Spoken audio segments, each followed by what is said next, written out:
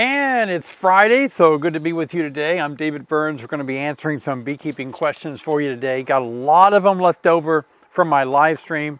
And this video today is in the green chair, and it's a video that I make every Friday. And I'm just here to help you guys figure out beekeeping, you know. I like to say I'm just one beggar telling another beggar where the food is. So hopefully I know a little bit of something about beekeeping after doing it almost 30 years, and as a certified master beekeeper, I'm hoping I can help you kind of figure out your journey in beekeeping. So let's jump right into the questions. Is it true if living enzymes in honey came in contact with metal, the enzymes die and honey become toxic? No, that's not true at all. That's a myth, I think. First of all, there's no such thing as a living enzyme because enzymes are not alive, they're proteins. But the acidic nature of honey, it might have an effect on the metal, but it's not going to change those enzymes. They're not living enzymes. Good question. I think that's something that gets said a lot. Jeff says, greetings, David. From Ohio, do you find any benefit in putting windbreaks up around the hives? Thank you. Absolutely. Absolutely, I do. I find windbreaks to be better than wrapping a hive. I really do. I don't know why that is, other than if you wrap it and they're still out in the middle of the wind is just pounding and, you know, still taking all the heat away, even though they're wrapped. Boy, my hives do great with a windbreak. Absolutely. I love a windbreak. David, I am possibly moving to Illinois in the middle of the winter. I know it's not ideal, but I want to take my hives, 3 of them. What are your recommendations? Don't move to Illinois. I don't know. I'm just kidding. Yeah, you can move hives in the winter. It's not a bad time to move bees, really, because they're clustered and, you know, they don't get confused on orientation flights. Sometimes if you move hives in a kind of like a trailer or a truck and you don't have real good suspension and the hives are bouncing, you're going over rough terrain or something, you can break loose the cluster, shake the bees enough that the cluster can't stay, you know, tight clustered in the winter. And that might affect them, you know, that might affect a little bit. But yeah, you can do that. Yeah, good luck and welcome to Illinois. Mike says, new beekeeper in Sweetwater, Tennessee. That's a cool name. I like that name. Sweetwater, Tennessee. I mean, that's just good. I bet the water tastes good. Should screen or solid boards be used and when? Boy, I answer that every week. That's kind of like a personal call nowadays. Like if you like screen bottom boards because of ventilation, if you'd like the mites to fall through the screen bottom board, that helps a lot. If you're not a person that doesn't like ventilation and you like your bees to be more concealed, yeah, solid bottom boards. That's getting to be a real personal call. And there are some studies that kind of lean both ways. So that's a tough one to really, yeah, I have a mixture of both. And I've answered that a lot. Keeping open feeding 50 feet away, is it better to place in a sunny area or shaded area? I haven't noticed any difference in that. I would say probably sunny. Might cut down on something, but yeah, I don't think it matters a bit. I have drawn comb in a catch box. I guess you mean a swarm, like a swarm box. Can it draw wax moth? Yeah, any comb at all has a potential to actually attract some wax moths. Absolutely, yeah.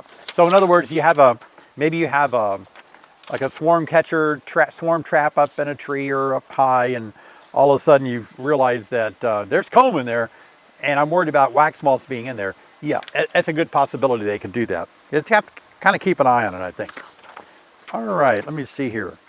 Here we go. I got these pages mixed up. Let me go back this way. Get back to the front. All right, here we go.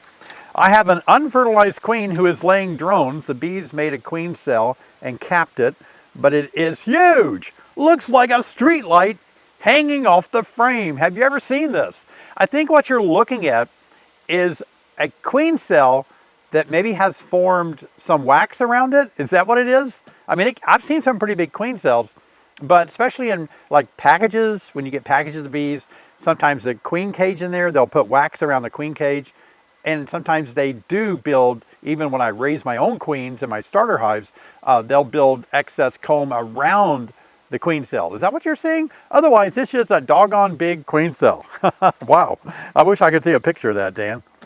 Hey, Sherry, I have a horizontal hive I will start using in the spring. How do I feed using the hive and boards used on top of the frames, and how wide and thickness of the boards? Thank you. Sherry, I have said this a lot. I don't have real good success with horizontal hives. I really don't. It's cold. I live on the prairie in Illinois. We have strong winds and very cold temperatures in the wintertime. And I feel like that bees do better for me in my climate if they are in a vertical configuration. And that means like a traditional Langstroth hive where the frames and the boxes are vertical. So the winter cluster can move up into honey and into the heat. When they're in a horizontal state, in my climate, where it gets really cold and windy, the bees have nowhere to go for heat or food because they can't go up because there's just one frame. And if they go sideways, they have to get completely out of that frame, usually toward the bottom, and then move to where the honey is. And that's difficult to do on a cold night. But in a vertical hive, they just go between the frames. The cluster can just move up into the honey. So feeding them is a challenge. I think I've decided this year on my horizontal hive is I'm going to make a winter bee kind board for the top of it. I'm going to have to make a special size for it. And I haven't done that quite yet, but I'm going to get the lumber and make a winter bee kind board that will fit right on top. All horizontal hives sometimes are different how they're built, Sherry. So you have to take your own measurements and all. But I'm just going to, put my typical candy board on top. That's what I'm going to do. It's tough. Yeah. Laura, hi David. Thanks for all you do. Second year beekeeper, still a rookie. Had robbers and put the robber screens on as soon as I saw midday. What would that mean for my bees that were out foraging? Oh, I see. Yeah, I made a video. Did you see that recently? And we put a robber screen on during the video early when we started filming. And then I think it was like 2 hours later, maybe, we came back to see, had the foragers figured it out? And indeed they did. I actually, in that video, it's only a couple of 3 videos back, I actually filmed a forager coming back because she had pollen in her pollen basket. And we could see her walk into the robber screen after about 2 hours. So yeah, they'll figure it out. No big deal at all on that.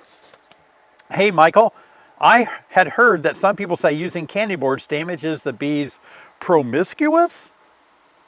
Oh, you mean proboscis. That's a spell check that went wrong. It damages the bees' proboscis, their tongue. Any thoughts? Would it be better to use fondant? We don't make our candy boards that way. No, fondant is just, it's rough. I mean, no, what we've done with our winter bee kind boards is the heat of the hive, along with the moisture of the hive, makes it very pliable for the bees to eat it. The bees can consume it. Actually starts getting very liquidy if it gets from the heat of the hive. Yeah, I mean, the mountaintop method is just raw sugar usually up on top of the hive, and it's granulated sugar. That would, to me, would be, but no, I don't think so. I don't think bees are going to damage themselves. I think they're just going to give up if it's going to destroy them. That's what I feel. Yeah. Michael, hi David. I have some wet glistening honey super frames. Can I store as is or put them back on the hive and let the bees clean them up? Yeah, you can do both. You can let the bees clean it up. That's called a wet super, we call it. And you could, wet supers, sometimes people leave them out in the bee yard really far away from the beehives and let the bees dry it out, clean it up. Some people don't like to do that. Some states don't allow you to do that. But you can put it back on the hive and let them kind of clean it up if you want to. You can store it like it is if you store it correctly. And that means you're going to have to make sure you freeze it first to kill wax moth or small hive beetle larvae or eggs. And then once it's frozen, those are killed out, then you could store it, as long as you store it in a room that is very kind of dry humidity. Don't have anything over maybe 50 or 60% humidity in your room. And then you want it to be bug free and you want it to kind of get air. You don't want to bag up your supers, put them in boxes. They might mold and mildew. All right, Jason, I live in Decatur. I wonder if you mean Decatur, Illinois, because I know there's a Decatur, Georgia, Decatur. I wonder how many states have the city of Decatur in it. But we do have a Decatur, Illinois, where I live. I have a winter bee kind ordered. What should I do to prepare my hive for winter until the winter bee kinds are shipped? Wow, Jason, that is such a big, dynamic question. I don't know how to answer that. I want to help you. Thanks for asking. Let me see if I can give an analogy maybe. Oh, it's different for honeybees than other things. Like you could say, I'm going to take my truck in and let the dealership winterize my truck, get my truck ready for winter. It's a mechanical truck, right? So they could go and maybe they could say, okay, you need new tires, which I don't, but they could say, you know, if you needed new tires for snow, you need better treads, you need new wipers. They could say stuff like that. Test your antifreeze level. They could test your wiper fluid, make sure that it's going to be good up to 35 below zero. They could winterize my truck, so to speak. But with bees, we're talking about a living superorganism. Oh my gosh, there's so many things that go into preparing a hive for winter. So, you know, you can compare a hive, which is a woodenware, but I know you mean the colony, which are the bees. So you almost need to start. I mean, it's just like, I don't know where to start, Jason. I'm sorry. I always recommend that you make sure you have a lot of bees of winter physiology. That should have happened a couple of months ago in almost September. You should have done that. You should have fed them back in September 1-to-1 to get bees of winter physiology. You need to have been working on mite control since last April, monitoring your mites all the way until now, where you kept your mite levels low, keeps the virus low. So I guess what I'm saying is, you don't really wait till winter to prepare your bees for winter. You keep healthy colonies all year so that when you come into the fall, they're ready to go. So it's, as I always say, you start preparing bees for winter the very first day of the beekeeping season. Yeah, I hope that helps you out. Southern California, I pulled off my supers and fed double deeps. They backfilled brood frames in the top box, but bottom boxes are largely empty comb. Should I swap boxes? Still warm here for a while. I don't see anything wrong with that. If that's going to help you out, there's nothing going on down there, man, I'd swap them. Why not, right? I think it'd be a good idea to swap them. It's called rotating boxes. And that was one of the myths that I talked about last night during my live stream. By the way, if you didn't see my live stream, you can watch it. I'll leave a link in the description and at the end of this video. But in the live stream, I talked about how that's a myth that the queen won't go down. A lot of people think she won't go down. She goes all over the place in the bee season. So yeah, live stream happens every Thursday night, guys. So check that out. Here's the link to my live stream. We'd love to have you there. We have giveaways. It's a fun time. And I answer as many questions as I can in 59 minutes. And I have a lot of questions left over. So, and also please subscribe to this video channel. I love you guys so much for being a part of my channel here.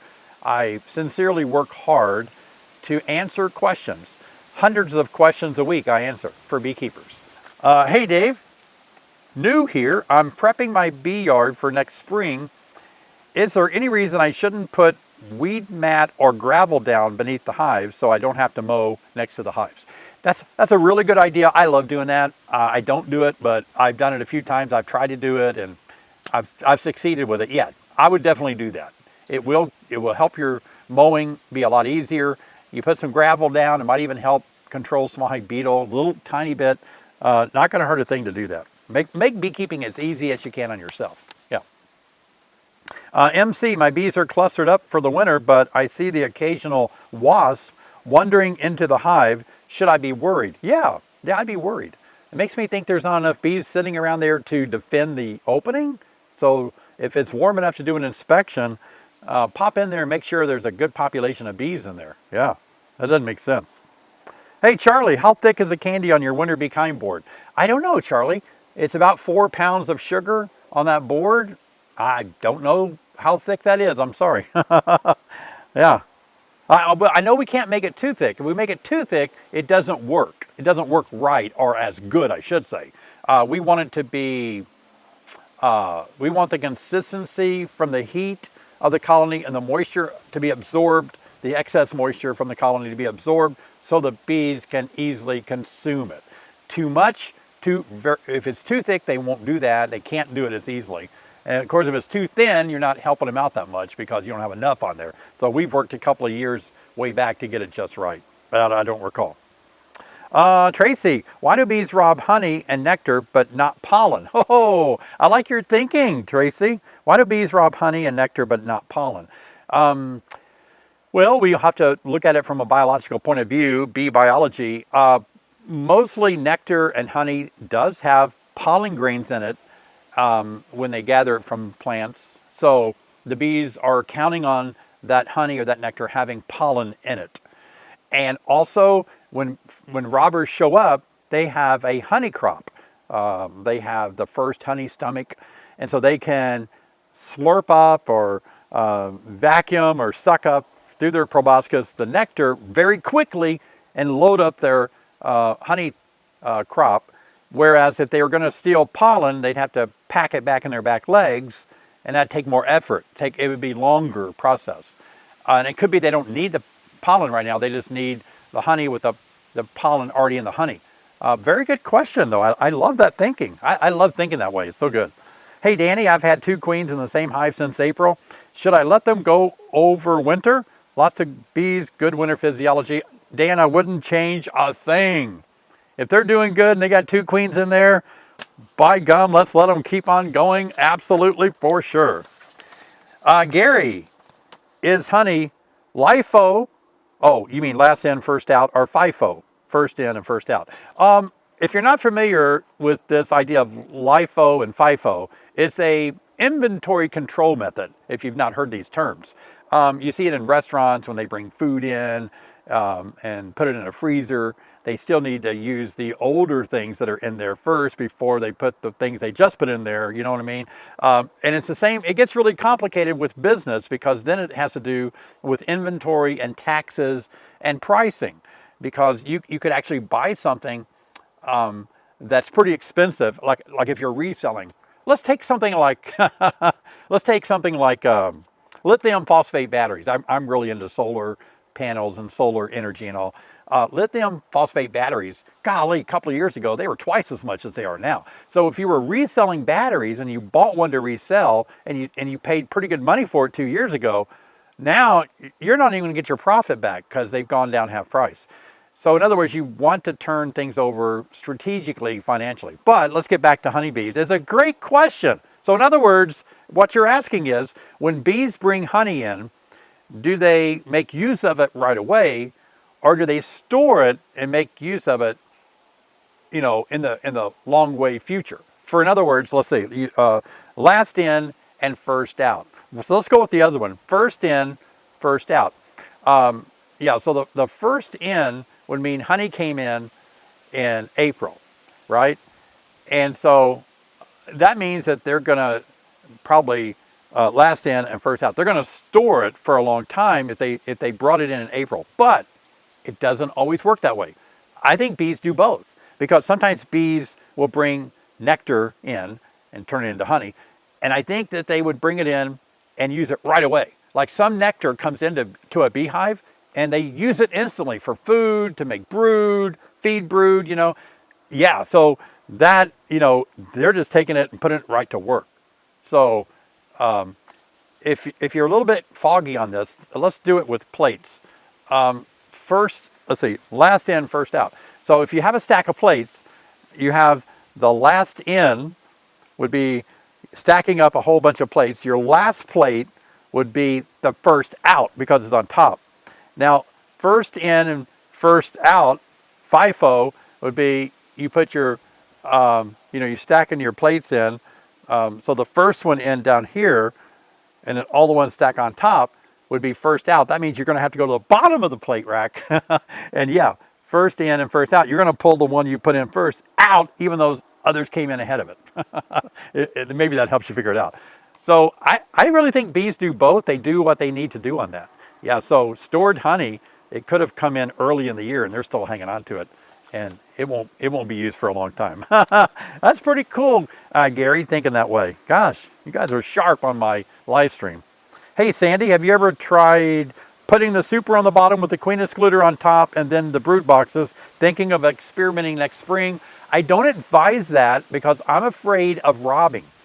Because I think the natural way that bees set up their hives in a tree, natural habitat, they put the honey above the opening.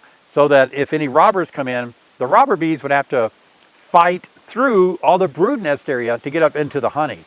I think that just gives a little more protection. You know, when you go into a bank, the safe, the big safe where they keep all the money, is not in the entryway. It's deeper in the bank, behind the tellers, you know, it's that way. I think bees do the same thing there. But you can try it. I never claim to have all the knowledge in beekeeping. I never claim my way is the highway. I don't ever disrespect anyone for thinking differently. I think it's awesome. So if you want to try that, you might discover it's awesome. And robbing is not a problem. All right.